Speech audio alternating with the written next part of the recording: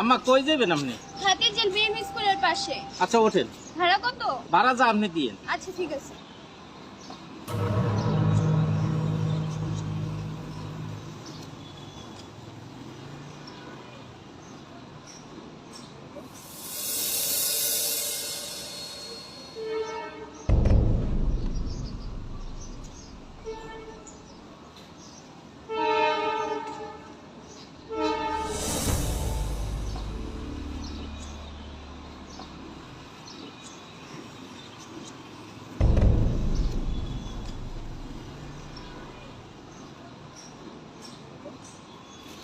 মামা, আমি যেখান থেকে আসছি ওখান থেকে এখানের ভাড়া 50 টাকা। আপনি রোজা রমজানের দিনে অনেক কষ্ট করে রিক্সা চালান, আমি আপনাকে 100 টাকা দিলাম। না আম্মা, আমার যেইটা ভাড়া ওই টাকাটাই দেন, আমি বেশিটা নিতে পারবো না। মামা, আপনাকে আমি খুশি হয়ে দিছি, টাকাটা রাখেন। না আম্মা, আপনার বললাম না ভাড়ার বেশি আমি টাকা নিব না। মামা, আপনি বুড়া মানুষ, ভালোভাবে রিক্সাও চালাইতে পারেন না, এত কষ্ট করে রিক্সা চালান। আপনি কি দেখা মতো কোনো ছেলে মেয়ে নাই? হ্যাঁ মা, আমার একটা ছেলে আছে। আমি অনেক কষ্ট করি, আমার জায়গা জমি যা আছে সব বিক্রি করিয়া পরে অনেক লেখাপড়া করাইছে, শহরে চাকরির লেগে আইছে। শুনছি বড় একটা চাকরি পাইছে, আবার বড় জায়গায় বিয়েও নাহি করছি। এখন আর আমার খোঁজ খবর লয় না। কি বলেন মামা, তাহলে আপনার ছেলের উপর আপনার কি রাগ হয় না? না মা, আমার রাগ হবে কেন? ছেলে সন্তানরা যদি বড় হইয়া ভালো থাকে, মা বাবারা খুশি থাকে। আমি তো আমার ছেলের জন্য দোয়া করি, আল্লাহ যেন আমার হায়াত নিয়া পরে বেশি দিন বাঁচাইয়া রাখে। মামা, আপনি সত্যিই একজন ভালো বাবা। আপনার কথা শুনে আমার মন ভরে গেল। আপনার মতন যদি আমার একজন বাবা থাকতো তাহলে আমি মাথায় তুলে রাখতাম।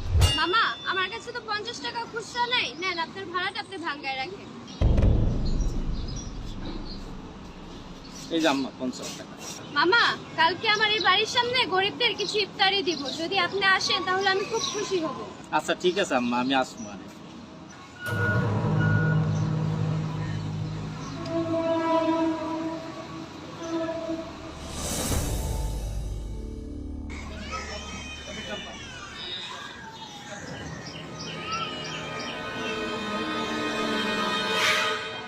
মামা, আপনি আসছেন, আমি খুব খুশি হয়েছি। আপনি লাইনে দাঁড়ান, লাগবে না, 1 মিনিট দাঁড়ান, আমি আপনাকে দিতেছি। আম্মা, আমার ইফতারি লাগবে না, আমি যাই। মামা দাঁড়ান, মামা দাঁড়ান।